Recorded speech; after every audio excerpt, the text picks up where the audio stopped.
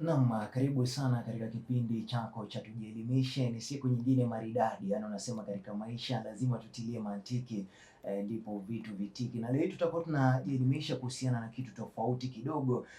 Kipindi hiki kwa kinaletwa kwako kwa hisani ya Amaica Group Foundation, na kama unavyoona kwamba nina wageni wakiwa wamevalia sare ambayo kidogo inaashiria kwamba ni mazingira. Tunajua kwamba ni kitu ambacho watu wengi wanakifahamu lakini hawana uelewa mkubwa. Nitakuwa natumia fursa hii kuweza kuwakaribisha. Wanasema siku zote mgeni njoo mwenyeji apone. Ukitizama kwamba mwenyeji niko katikati, kanda yangu kuna mgeni na vile vile pia kanda yangu kuna mgeni, lakini wakauliza sijui nianze na wapi nimalize na wapi, lakini wakasema ladies first. Labda nikianza kwa madam, kuweza kujitambulisha tu kwa mtazamaji wetu, wewe ni nani? Okay, shukrani. Kwa majina naitwa Mildred Menda na mimi nafanya kazi na shirika la Kenya Forestry Research Institute hapa Kakamega. Labda pia tukija kwako kuweza kujitambulisha tu kwa faida ya msikilizaji pamoja na mtazamaji. Asante sana ndugu yangu, kwa majina naitwa Caleb Opiyo, nafanya kazi na KEFRI. Asante. Sema anaitwa Caleb Opiyo, anafanya kazi na KEFRI. Tunapozungumzia KEFRI najua kwamba watu wengi wanakuwa wanajiuliza hii KEFRI ni kitu gani? Hii KEFRI inafanya kazi gani? Labda tukianza na wewe madam, kuweza kutujuza tu KEFRI ina maana gani haswa? Okay, asante sana. KEFRI inamaanisha Kenya Forestry Research Institution na ni shirika la serikali chini ya Ministry ya Environment, Forestry and Climate Change. KEFRI ilianzishwa mwaka wa 1986 na objective ama lengo kuu ya shirika la KEFRI ni kufanya utafiti katika idara ya misitu, that is forestry research. That is the core mandate of KEFRI. Yeah. Yani ilianzishwa kabla hata wengine wetu bado hatujazaliwa. Yeah. Tunapozungumzia kwamba KEFRI basi imezeeka kuweza kutushinda pale. Lakini kuna kitu umemention pale kuhusiana na research. Labda nikija kwako Caleb. Kuna jamaa anajiuliza kwamba KEFRI inapiga research peke yake ama kuna kitu kingine labda pia mnajihusisha nayo? Asante sana. So before KEFRI ianzishwe kulikuwa na mwanya ama gap. Sema kulikuwa na space. Yeah, so that one ilifanya KEFRI ikakuwa established in 1996, so vile mwenzangu amesema.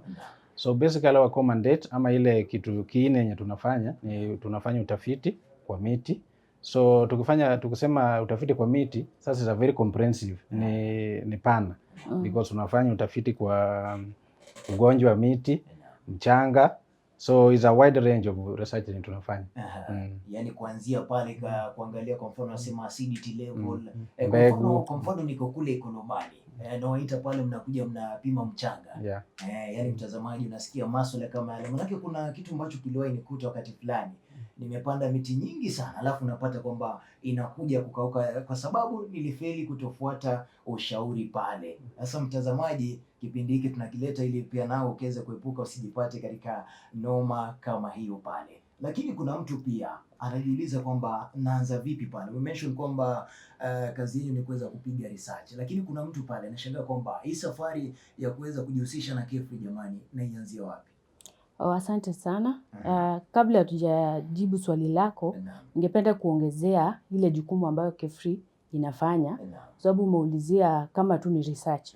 Yeah, tunafanya research, lakini sasa vile tunafanya hiyo research kama institution hatuweki hiyo research yetu on our own consumption. Ya objective ingine ama mandate ingine ya KEFRI ni dissemination. Kama vile tunafanya sahi hapa through media, ile ambayo matokeo ambayo tumepata kupitia research yetu ni jukumu letu kuhakikisha imefikia wananchi so that they are able to use the information. So dissemination is another objective of what we do. Alafu ya tatu tunaelimisha, we do training especially stakeholders wetu na wale ambao wanatumia hiyo research, matokeo ya research yetu, especially our sister organization kama KFS na other stakeholders and NGO county government. Alafu ya mwisho tuna collaborate na nashukuru that you are one of our collaborators because we on our own tuweza kufikia wananchi wote. Sababu vile tutawaelezea pale tukiendelea, ofisi zetu ni chache. So tukipata collaborators ndio tunatumia kama channel ya kudisseminate our information. So back to the question, umeniuliza how. Pia kabla tujarejea pale, kuna kitu kimejitokeza pale, umeweza kumention KFS. Na najua kwamba watu wengi wanashindwa sana kuweza kutofautisha kati ya KFS na vile pia kuweza kutofautisha vile KEFRI. Labda ukiweza kumwelimisha tu mtazamaji, tofauti ya shirika hizi mbili ni gani? Asante sana. Na ni ukweli tumekuwa na challenges. Hata tukikuwa maybe ukipata mgeni amekuja anataka kwenda, ametumwa kuja KEFRI, lakini akifika for example hapa town anaambia nipeleke Kenya Forest. So unapata most of the time wanapelekwa KFS. Although hapa tuko close to each other, but sehemu zingine unapata ofisi ziko sehemu tofauti. So Kenya Forestry Research Institute na KFS ni kama ndugu na dada. Sisi wote tuko chini ya Ministry of Forestry, Ministry of Environment, Forestry and Climate Change under the State Department of Forestry. So KFS na KEFRI wako under the Department of Forestry, na KFS au wana deal na ni Kenya Forestry Service. So hao wanalinda misitu zetu, na kwa wakati mwingi utawapata wale ndio wako na uniformed staff, wale forest guards na wale, kwa sababu wao kazi yao ni kulinda misitu na wako na hiyo sheria. Ukipatikana uko na makosa au ndio watakushika. Wale sasa ndio wanashika uko na makaa kwenye barabara. Yes. Lakini KEFRI sisi yetu ni ya research. So our focus mostly ni kusaidia mwananchi vile atapanda miti aweze kupata product yenye anataka ya ku maximize as in the investment wapate profit. Yes. Sasa tukirejea katika lile swali, ndio huyu mwananchi aweze kupata ile product ambayo alikuwa anahitaji. Umesema kwamba mnapiga utafiti. Mimi kama Mkenya niko pale, sijui anything kuhusiana na kilimo cha miti. Labda safari yangu sasa nitaianzia wapi? Okay, asante sana. Tuna advise farmers. Unajua upandaji wa miti tunatakana tuichukulie tu kama any other business. Ni kama biashara. Vile mkulima wa majani chai, mkulima wa mahindi, ni kitu ambayo unakaa kwa sababu kuna investment in it. Na tunataki ufanye investment utapata hasara. Kwa sababu mara mingi tumesikia watu wakisema mapanda miti, ameenda hasara imekufa. Ilikuwa muathiriwa pia. Kabisa. So tuna advise ukuje kwetu kwa sababu sisi ndio tunafanya research ya miti. Kwa sababu kwa muda huo wote vile ulisema KEFRI ilianzishwa, it's more than, it's almost 40 years. So tumekuwa na trials. Unajua KEFRI unafanya research from the lab all the way to establishment of trials. So miti tofauti na tuko na information tutakuelezea. Kwanza tunataka kujua unatoka upande gani, sababu tunajua nchi yetu imegawanyika katika ecological tofauti. Zile miti zinafanya vizuri huko sehemu za pwani zinaweza kosa kufanya vizuri huko.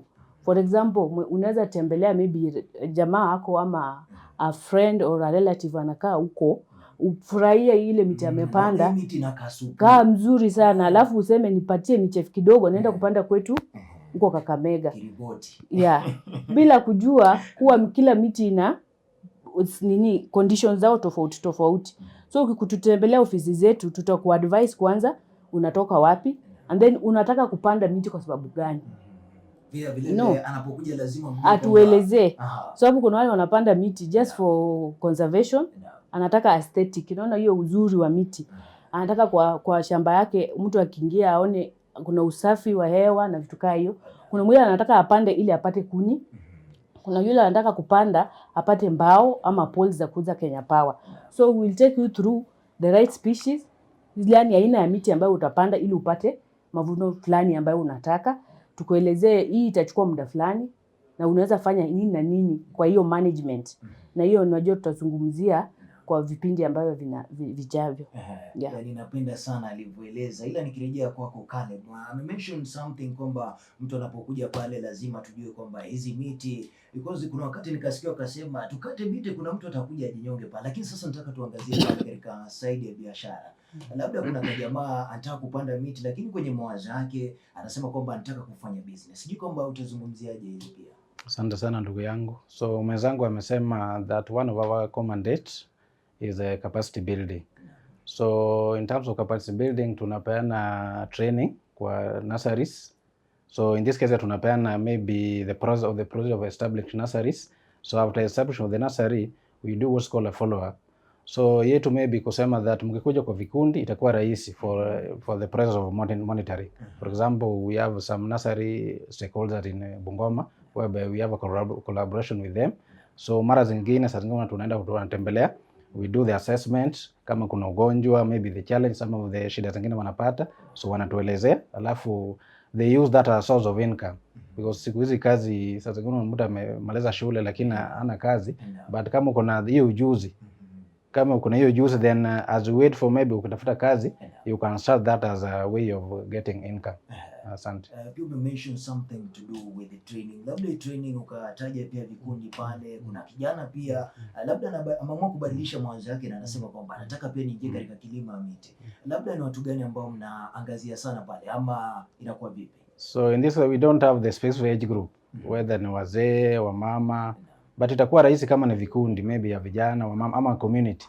So for example, kama mtu somebody is Busia for example, and then anataka tukuje tuwafanyie training, then he can reach us and then we'll organize and then we'll bring now the expertise maybe to help them the procedure of established nurseries, the management, operation, so that one is we have some youth groups wenye wanatumia kama source of income na wanaji hiyo imewainua kwa uchumi. Maana kwamba hata kijana pia anaweza kujikita pale. Kweli. Vile vile pia madam, nikiweza kurejea kwako, kwa tumeweza kuzungumzia pale tofauti kati ya KFS pamoja na KEFRI. Na tukasema kwamba basi pale KFS ndio wale ambao wanasukumana sana na watu wanapojaribu kufanya utepetevu pale katika ukataji wa miti ovyo ovyo. Lakini pia kuna Mkenya na wasiwasi. Anasema nimeona huyu madamu anafanya kazi pale KEFRI, lakini sasa akikuona anaanza kuwa na uoga pale. Nyinyi sasa unapopata kama mtu anakata miti, mtajihusisha ama mtafanya namna gani? Asante sana. Vile nimetaja pale mbeleni, KEFRI ya jukumu letu ni kufanya research na tunafanya closely na KFS. So kuna sheria kama tu vile any other department ambayo inahusisha na mambo upanzi wa miti. So KFS nimetaja au ndio enforcement unit. So tukiweza kupata mtu anakata miti, maybe tumejua it's illegal, sisi kama KEFRI what we can do ni ku report to KFS so that wafuatilie hapo. KEFRI hatuna mandate ya kushika mtu, but tunaweza saidia KFS kuweza kuenforce the law. Yes. Vile vile pia nikisalia kwako, sasa hivi ukiangalia watu wengi wanaishi town, watu wamedecide kuishi town. Kuna jamaa anaishi pale kwa gorofa na pia anatamani sana kuwa mkulima wa miti. Labda nahitaji kwamba kiasi kipi cha shamba ndo niweze kuanzisha upandaji wa miti. Kusema kweli miti unless kama China ninasikia wanafanya wako very much advanced, wanapanda sijui wanasema gorofa ya miti. But Kenya probably we are still working to that. But niseme tu mkulima ambaye ako na sehemu kiasi ya shamba, tunasema kuna different systems of tree planting. There's a mention tu kama agroforestry. Sio lazima uwe na shamba kubwa sana ndio uanze upanzi wa miti. Kuna hiyo system ndio tuna advise, tunaelimisha wakulima, inaitwa agroforestry. Agroforestry ni ile unapanda miti, yani integrating trees on farm. So uko na kuku wako hapo na uko na miti kidogo kidogo, uko na ng'ombe wako, uko na mahindi, uko na sukuma, lakini in between umeintegrate miti. But sasa as KEFRI tutaonekana tukuadvise, sio kila miti itamea na mahindi vizuri na upate mazao, kwa sababu tunataka upate produce from all your input. Kama ni ng'ombe, kama ni upanzi wa mahindi. So tutakuelimisha ama tutakuadvise ile miti utaweza kupanda kwa farm yako ambayo haitazuia mimea kumea. So it's possible for you to plant trees hata kama ni sehemu ndogo. Tutakuadvise kuna ile boundary planting, unaweza panda kando ya shamba yako. Kuna ile unaweza panda inside your farm together with crops. Na kuna ile yenye unasema aesthetic, kama mtu anataka tu ornamental trees on your compound, mahali unaweza keti tu na upate kivuli mzuri na hewa safi. So it's possible for you to plant trees. Labda tukija pale katika species za miti ambazo labda mtu amekuwa mkulima wa miwa na anasema kwenye miwa kuna space hapa katikati. Nataka kuweka miti. Najua sasa hivi labda wamepiga utafiti hasa tukizungumzia katika ukanda wa magharibi mwa Kenya. Labda species gani ya mti mtu anaweza weka labda pale katikati ya mahindi, anaweza weka pale katikati ya muhogo, anaweza weka katikati ya mmea yote pale. Okay, vile nimetaja miti ni aina tofauti tofauti. Kuna zile zinamea na unaitwanga iko na big crown ama ina branch sana. Hiyo miti kama hizo watu advise kupanda kwa crops kwa sababu zitawaleza kivuli na itafanya mimea ikose kumea vizuri. So sehemu hizi kulingana na utafiti na over time that tumefanya let me use the Lake region ambapo hii ofisi yetu iko. Kwa miti ambayo tuna advise maybe wenzangu wataongezea, kuna hii miti ya Gravelia, it's a very good agroforestry tree. So mambo ya miti ambayo inamea na inapanda na mimea, tuna advise zile miti ambayo zinaweza saidia pia unasema rutuba. Yeah, so agroforestry trees ndio tuna advise. So one of it ni Gravelia, sio kama watu wataielewa. Alafu kuna nani nyingine, most of them the indigenous trees, kuna Mahamia, unaitwa Luciola huko. Luciola. Unaitwa Luciola. Yeah, and then the others are Cordia africana. Siwezi kumbuka majina zao ya kienyeji, but we might share with over time, but we advise especially agroforestry trees. Kuna Kaliandra, kuna the others takumbuka with the time. Maybe kama mwenzangu anaweza kumbuka the other. Kama Caleb unaweza toa mchango wa species ya miti, kuna Gravelia wametaja pale, Kaliandra, mingine. Watu tunapata most of the indigenous. We have wameongelea Cordia. Tuko na maybe the scientific name of the species itakuwa ngumu. Yeah. But we have Lucena. So labda niongezee, kuna kitu mwenzangu ulimuuliza hii mambo ya kukata miti, ulimuuliza KEFRI watafanya nini? Maybe nikitia mkazo ni jukumu ya kila mtu. Hata wewe ukiona mtu somebody is interfering the forest, now that unajua penye ofisi ya forest iko, because there's one scientist who once said that environment where we all live and interact. So it means msitu ikiharibika, si watu wa KEFRI pekee yake, hata nyinyi, hata wanyama watafanya nini? Watakuwa affected. So ni obligation ya kila mtu tutunze mazingira for our own benefit. Yeah. Pale tukisalia katika utunzaji wa mazingira, pia kuna jamaa anajiuliza like nitapanda miti time gani mzuri? Bado kuna jamaa ajui the specific time anaweza panda. Ama mtu anapanda tu miti ovyo ovyo, sasa hivi nimefeel tu naweza enda shamba, naenda naanza kulima na panda. Ama kuna time specific ambayo labda mtu anaweza panda. So wakati mzuri wa kupanda miti ni either in the morning or in the evening, simply because there's what's called shock.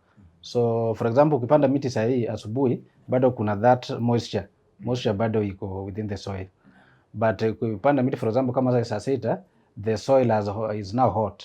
So ukipanda miche pale inafanya nini? Inaenda kupata ile shock. Ni kama we umeingia kwa nini? Umeingia kwa unataka kuoga, umeingia kwa bafu, then that shock inakupiga maybe hot water ama very cold water. Ukiingia hivyo inakupiga shock. So that way itadhiri afya ya hiyo nini? Ya hiyo miche.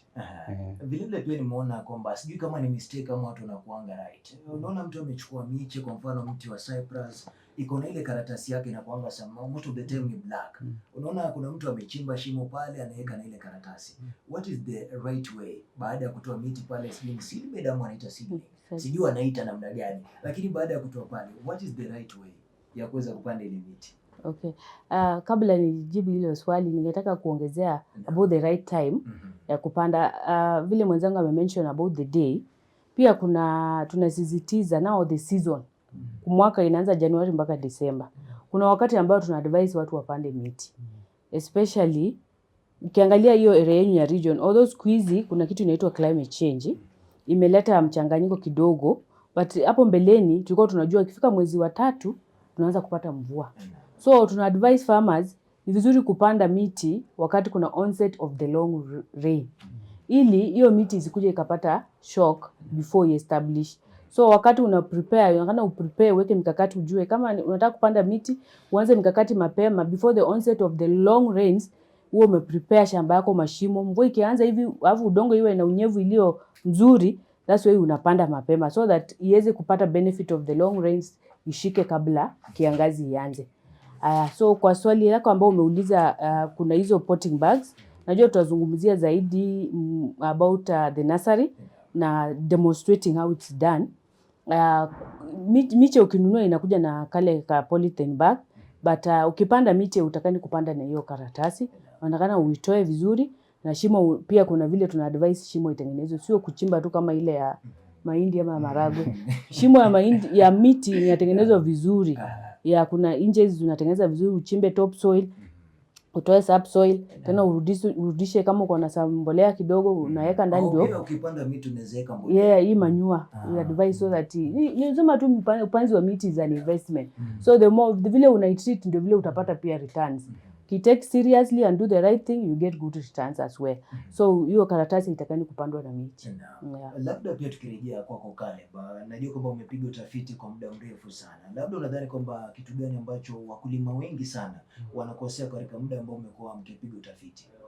Maybe nikiguzia zingine, one of the common dates ama kazi ya KEFRI we collect seeds, and then after collecting seeds then we do the testing so that ile mbegu yenye tunatoa wananchi ni satisfied ama of high quality. So mbeleni kulikuwa na some seeds zenye hazikuwa zinamea for example. So KEFRI has developed some of maybe strategies or some of the procedures, for example the pre-treatment ama modification. Pale mbele tuliongea that there are some seeds for example like mahogany that is known to be ni ngumu kumea. So there are some modification whereby tunatumia the microorganism for example. Hizo ziko kwa mchanga, and then we do what's called priming. Maybe nitatumia kisungu kubwa kidogo. Priming, biopriming. So that one now inasaidia miche ifanye seeds germinate very fast, because tunapata that mbegu ikikaa ndani ya mchanga for long inapea ile muda ya attack by the pests and diseases. So inafaa imea haraka. So that ilenge zile disease causing microorganisms that lodge in the soil. So that's one of the achievements that we have observed or we have done for various species. Yeah.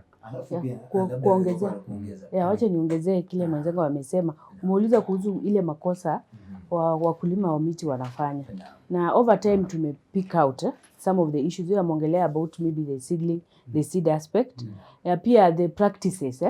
Vile umesikia wengine wanasema walipanda miti imefail, amepanda severally imefail. One of it vile nimetaja pale mbeleni ni species site matching. Kupanda miti mahali ambayo inatakikana. So kupanda tu miti kwa sababu umeiona mahali. So ensure umepanda miti mahali ambapo itafanya vizuri. Alafu ya pili, we are talking currently about tree growing, not tree planting. Unaona kama vile tunakuanga na hizi events, maybe mkubwa fulani amekuja mahali, governor, president, watu wanakuja mahali tunapanda miti, ama World Environment Day wanapanda and then they go. That's not what we are talking about. So planting is one thing but growing is another one. Na kama wewe mkulima unataka kupata returns from your tree planting maybe activity or initiative, unatakana pia invest in. Kama vile mahindi, I don't think mkulima wa mahindi anapanda na anaenda. Atarudi, aweke mbolea, atapalilia. Miti pia inataka kupalilia. Mpaka to some level yenye now it can be able to establish itself. So kuna hiyo spot weeding. So mkulima ukipanda miti, rudi, fuatilia, angalia. Kama kuna kwekwe, palilia. Toa hizo uchafu ziko hapo. Kuna silvicultural practices ambayo tutataja maybe in our subsequent series. Kuna management zinatakana ufanye. Kuna pruning, kuna thinning, na kuna pest and disease monitoring and control. Hizo ndio most of the time farmers just think ukipanda miti tu itamea yenyewe vile inameanga msitu, but for you to get returns you have to manage them. Na kuna mtu akasema pia pale katika masuala ya pruning kwamba unapo prune inasaidia miti kuenda juu haraka, pia sijui utazungumziaje hili? Through our research nimesema kuna miti tofauti. Kuna benefits za hiyo pruning, na kuna also tutakuadvise kama unataka kuinvest in tree maybe growing for a specific product ile nilitaja pale mbeleni. Unaweza kuwa mwenye anataka kupanda apate kuni. For kuni you might just leave, because the more the better. Ikae shapeless. Lakini kama unataka poles ikuwe straight, lazima utafanya hiyo pruning. Na kuna schedule ya each species yenye tutakuadvise. Maybe after 2 years unafanya some 30% of the tree ama 60%. Kuna all that specification for specific tree. Lengo kubwa ni kusaidia miti iweze kukua straight vile umetaja. Avoid kukua. Mjua the more branching ina affect the timber quality. Kwa ukiangalia mbao inakuwa na note kubwa. Na hiyo ikienda kwa market unaweza pata inakuwa rejected. So the earlier you do pruning, utapata miti inakuwa na mbao iliyo safi, na pia hiyo mambo ya kuenda urefu juu hiyo inaafectiwa na spacing. Sio really because of pruning. Ni spacing, yes. Ukiweka miti iko close utapata zina compete for light and they go up. Ikikuwa na spacing kubwa inatawala and it doesn't go up. Yani napenda sana kwamba kwa wale ambao wanataka kufanya biashara pruning itawasaidia sana. Vile vile pia nikirejea kwako Caleb, kuna the common issues. Vile vile pia kumekuwa na wakati unasikia Wakenya wanasema ukipanda miti fulani au sijui cypress haishiki kwenye mchanga vizuri, itafika wakati unaona kwamba kuna miti inaanguka. Sijui pia utazungumziaje kuhusiana na baadhi ya miti inafika place inaanguka chini? Asante sana. Kwa maybe nikipanda example, kila viumbe for example human being wako na what's called rotational age. Ama mtoto akizaliwa so anakuwa, but kuna time again anafanya nini, anajaribu kusubside ama maisha inaisha. So pastor anasema alitoka kwa mchanga ndio so is a kind of a cycle. So hata miti wako na what's called rotational age. So kuna different species ama aina ya miti ziko na different rotational age. Kuna zingine ziko na rotational age ya 15 years, kuna zingine 20, kuna zingine 30, kuna zingine up to 50 years. So it means if you figure that rotational age, now even the system of the viungo vya the system of that tree inakuwa weak. The root system, the stem system. So that one makes now brings about now the instability. So maybe the tree, if the root system is now unstable, therefore the stability of that big tree inakuwa weak. So that hiyo most probably itafanya miti fine nini ikuwa unstable, then eventually itaanguka. Kuongezea vile ametaja, kuna miti inaweza anguka kabla haijafika rotation. Hiyo umesema inaweza anguka before the rotation age. Some of the reasons ambazo zinaweza cause, moja ni ugonjwa na maybe pest. Inaweza kuwa miti imesimama lakini huku chini imekuwa attacked na mchwa, imekula mzizi, mwisho miti inaanguka. Pili, kuna kitu inaitwa huku chini inaweza pata rock ama hard pan, hiyo mara ngumu. So miti imekuwa imefika mahali imepata mzizi haiwezi penetrate. So that's why nilikuwa nasema ni vizuri kuangalia site yako. Uangalie, uchimbe chini vizuri so that miti uone kama hiyo mahali miti inaweza penetrate, iende mpaka igrow ikuwe strong. So those are some of the advices we also give farmers to monitor. So inaweza kuwa kwa sababu ya pests and diseases ama the hard pan ama rock huko chini, alafu wind inakuja inaangusha hiyo miti. So kuongezea tu vile tunasema it's good to kwanza miti kianguko mjua inaleta damages. So kuna zile miti tuna advise upande wapi, especially kama ni kwa boma. Kuna miti tutakwambia distance away from buildings so that to avoid, kwa sababu the nature of that tree. Kuna ile ina grow mpaka inaweza break the buildings because of the rooting system. Alafu pia nimeona kwamba kuna tatizo fulani. Unapata kwamba miti imekuwa inafika inaanza kukauka. Unaona kule juu kumekauka kabisa. Labda pia inasababishwa na nini? Yes, actually kusema it's just because of also the reasons that you've mentioned. One of the main one ambayo hata saizi kama KEFRI tunashughulikia in our research, tumenotice miti zinaanza especially our indigenous trees inakuwa tu hivi inafika mahali inaanza kukauka from the top. Na kuna mdudu fulani ambayo kuna wataalamu wetu ambao wanashughulikia na mambo ya pests and diseases katika KEFRI ambao wanaendelea ku find out what is this ugonjwa ama ni mdudu mgani anani. So one of it could be imeatakiwa na pests and diseases. So miti wale walifanya biolojia are living things na just kama like human beings, all living things are subject to get sick and they also die. So miti pia huwa inagonjeka. So it could be that ama inaweza kuwa maybe imepata some stress. Especially inapata stress. Hiyo ugonjwa inaipea stress. Sasa miti inatoa wapi stress? Stress inasema ugonjwa inaweza pea miti stress. Alafu ikikosa pia maji, imekosa maji kabisa huko chini, pia miti inaweza pata stress. So miti ukiona imeanza kauka, there's something. So ni vizuri kama mkulima unaweza kutembelea ofisi zetu ama unaweza seek our advice. Tutakuja tufanye tu kama diagnosis, kama daktari unakuja unasikia kichwa inakuuma, what is the problem, and then you'll be able to what is the underlying cause and then advise you.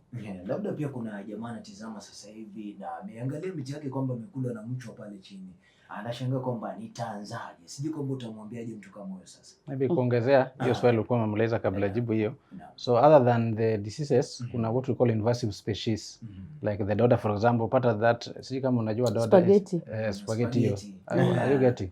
So inaenda inakalia miti, so inaleta that competition. So ina submerge, maybe it deprive sunlight ama hata nutrients. So that one now umemuuliza stress, now the stress inafanya nini?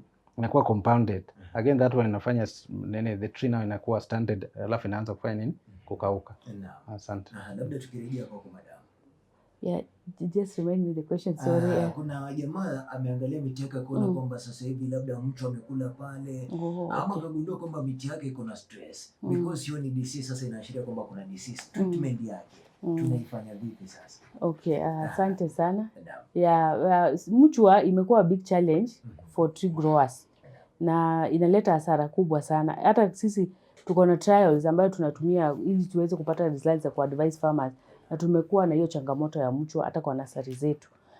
Umejua wale ambao wamesomea maybe mchwa na behavior, umejua sio kitu kidogo, inakuwa na inaanzianga huko chini. So we advise farmers to kuwa monitoring early, unaweza capture mapema and deal with it kabla i spread. So one thing we do is try and see whether you can eradicate the colony mapema kabla iweze kuenea. Udeal nayo mapema. Na kuna pesticides pia tuna advise wakienda kwa agrovet watawapatia zile zenye ziko environmental friendly for at least watumie ku address hiyo challenge. Na kitu kingine sana ambayo tuna advise farmers before hiyo mchwa iweze kukufikia na kuweze kuletea hasara kubwa, maintain hygiene tu vile kwa nyumba.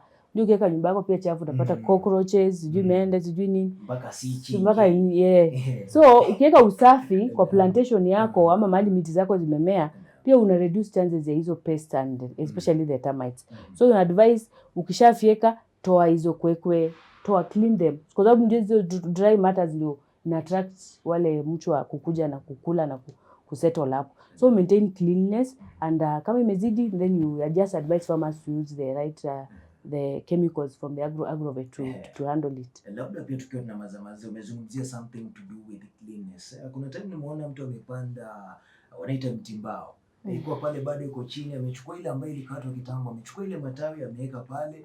Anasema sio ukimwaga maji itasaidia kwamba ipeleke polepole kwa mchanga. Pia sijui alikuwa anafanya sawa ama kidogo anapenda kombo.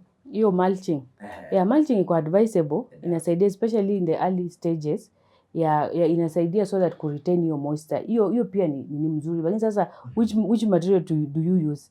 Unajua kama eucalyptus inakuwa a very good mulch, but unajua hizi banana leaves, grass.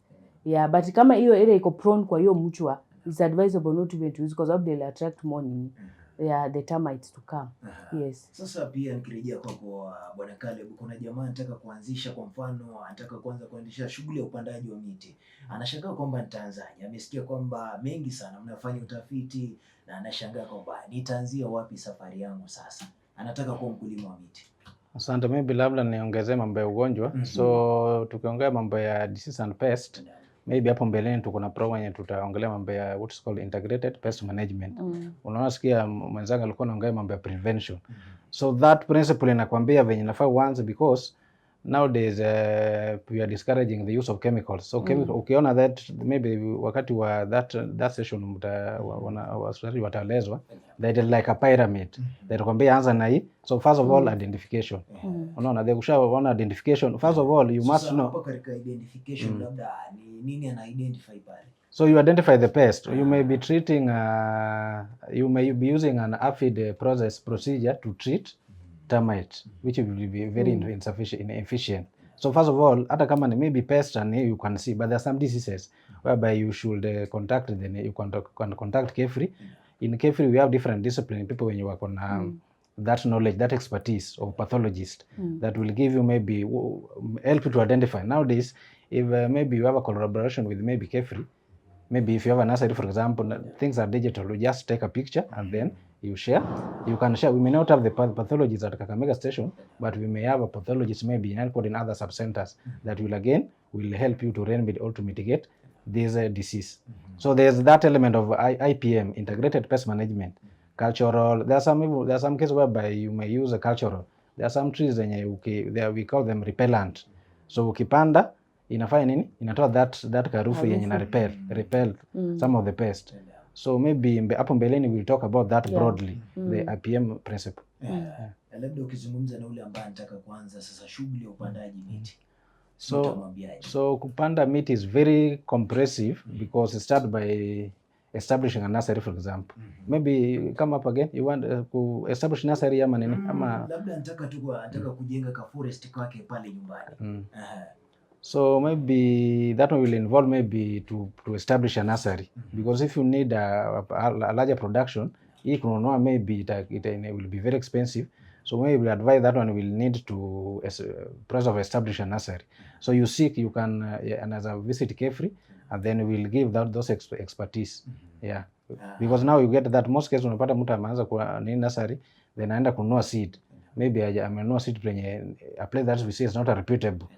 Because now KEFRI is KEFRI is the only institution in Kenya that produces now quality seeds. Because if the seed is of high quality, then you most likely there will be a high germination percentage. Then ukunua tu hivi kwa barabara, you cannot even trace the quality of this seed. Yeah.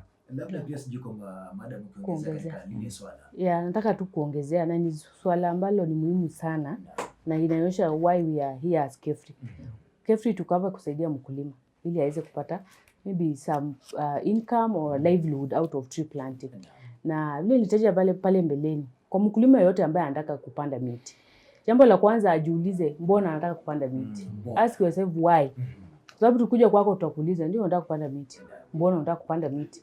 So tukishajua jibu why you want to plant the tree, then we'll advise you accordingly. Sababu maybe unataka kupanda miti unasema ili uuze upate pesa. Sasa tutakuadvise zile miti ambazo unataka kupanda na utapata within a short period of time. Mwenzangu alimention about some indigenous trees rotation period yake 30 years. But kuna ile maybe anataka kupanda poles. Kuna zile species ambazo tutakuadvise yenye unaweza pata returns within 7 to 8 years, 12 to 15 years. Kuna zile ziko suitable kwa region yako. So kwanza tujue why you want to plant, where you are best, what size of land, what are you looking forward to after what period of time. Alafu tutakuadvise accordingly. Sasa pale ndio safari inaanza. Labda nikianza tena ndugu Caleb, tukimaliza pale, labda ni nako kwa mwisho kwa ule mtazamaji ambaye anatizama sasa hivi, sijui kwamba utamwambiaje? Asante sana. So yangu ni kusema asante kwa Mica Radio for giving us this forum for us to disseminate some of the information or some of the things we do. So maybe my parting shot is that there's a quote that says that environment is where all of us live and interact. Therefore sisi kila mtu ni jukumu letu kutunza mazingira ndio tuishi vizuri. Maybe kumalizia kabisa, maybe tutakuwa na mwenzangu aliongea mambo ya KEFRI Maseno, that is the regional center. So they will be having a show, SK show, maonyesho ya kilimo that will be beginning from 22nd to 26 at Mamboleo. So kila mtu amealikwa akuje waelimishwe mambo ya forestry and other forest technologies. Otherwise, asante sana. Labda pia tukirejea kwako madam, labda neno la mwisho, kuna jamaa anashangaa kwamba nitapata vipi baada ya amejiuliza yale maswali kwamba kwa nini nipande miti. Sijui sasa tutamaliza aje naye. Yeah, asante sana. Yeah, na ni vizuri kumalizia na kuelezea vile KEFRI iko structured ama vile zile mali ofisi zetu ziko ili wananchi waweze kutupata. Ndio KEFRI na KFS wako na offices mpaka sub counties, lakini KEFRI tuko na ofisi ambazo ziko chache kidogo, na ni vizuri at least wananchi waweze kuelezea, kwa sababu unaweza kuwa mkaaji wa hapa ama mtu anatusikiliza na huko Kakamega lakini kwake ni maybe Kitui huko. So KEFRI headquarter office yetu iko Muguga. Wale ambao wameenda Nairobi wanaweza jua Muguga ni wapi. Huko ndio ofisi yetu kuu na tuko na mkurugenzi mkuu. And then chini yake tuko na viwango ambayo research ina guide in our research. Wenzetu walimention kwa live radio tuko na offices, regional offices sehemu mbalimbali. Wale wanashughulikia research, kuna ile inashughulikia huko sehemu za pwani, kuna ingine inashughulikia nyanda za dryland areas, ofisi iko Kitui. Then tuko na ile inashughulikia research kwa Rift Valley, ofisi yake iko Londiani. Alafu tuko na ile inashughulikia na high altitude, the highlands, ofisi iko huko Muguga, the highlands. And then hapa ambapo tupo ni sehemu ya Lake Victoria Basin, ofisi yetu iko Maseno. Alafu chini ya Maseno tuko na ofisi zingine 3. Kakamega hii ni moja yake, alafu nyingine iko Migori na nyingine iko Ramogi. So tunawaalika wananchi na wasikilizaji wote kututembelea katika ofisi yetu ya Kakamega na hata ofisi nyingine within the region, ile iko Maseno hapo na nyingine iko Ramogi na huko Migori pia. So hii ya Kakamega tunapatikana karibu na showground na tuko close to KFS offices. So tunawakaribisha kututembelea Na wale ambao hawawezi, maybe wanataka tu ku-enquire something, wanaweza pigia simu, tuko na namba ya simu, so I don't know, inaweza peana ama tutaacha. Tuko na kwamba watashughulikia pale katika upande wa pili, kisha tutakuwa na iona pale katika televisheni. Tutapeana namba ya simu na pia email address. Unaweza to write to us and then we will advise you. Tuko wachache kwa sababu kama ya Kakamega tuna cover counties 3 na sehemu zingine kama Kakamega, tuko Kakamega, tuna cover Bungoma, tuna cover Busia na sehemu ya Vihiga and South Nandi. So tungekuwa uwezo tungekuwa everywhere, but sasa tuna advise farmers wakuje kwa ofisi zetu. If you have a problem, visit our office and we will assist you. Asante. Yaani mtazamaji, amekuwa wataalamu kutoka pale katika shirika la KEFRI. Natumai kwamba umeweza kujielimisha kuhusiana na masuala mengi, maana mimi binafsi nimeweza kuelimika pale. Mbona niingie katika shughuli ya upandaji wa miti, na kile ambacho nilikuwa kwamba sijifahamu kwamba miti pia iko na stress, basi pia ni jambo lingine ambalo nimeweza kujua. Kumbuka ni kipindi ambacho kimefanikishwa kwa hisani ya Amaika Group Foundation. Tupatane siku nyingine pana hapo majaliwa, sote tutatimiza ndoto. Jina langu ni Godson Nyongesa.